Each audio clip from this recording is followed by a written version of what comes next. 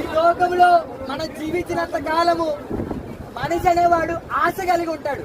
అంటే నడిచేవాడికేమో సైకిల్ కావాలని కోరుకుంటాడు, సైకిల్ మీద వెళ్ళేవాడేమో బండి కావాలని కోరుకుంటాడు, బండి మీద వెళ్ళేవాడు దానికంటే గొప్పది కారు కావాలని కోరుకుంటాడు. కానీ మనిషికి ఆశ ఎక్కువైపోయి దేవుడిని మర్చిపోతున్నాడు.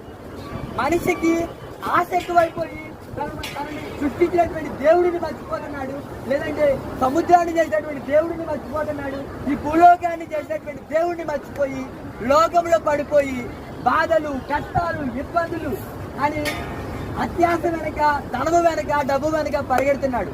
ఈ తెలుగున యవనస్తులుగా మేమందరం ఇక్కడ ఉండి మీకు చెప్పేటటువంటి మాట ఏమిటి అని అంటే, ఈ లోకంలో ఏది శాశ్వతము కాదు.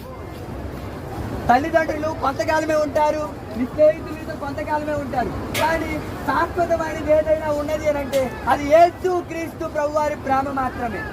ఈ లోకంలో నువ్వు ఎన్ని సంపాదించుకున్నా నీకు సంతోషం అనేది రాదు. ఎంత డబ్బున్న వాడికైనా మనశ్శాంతి లేదు, డబ్బున్న వాడికి ఆనందం లేదు. కానీ యేసు క్రీస్తు ప్రభువారు నీలో ఉంటే నిత్యమైనటువంటి సంతోషం.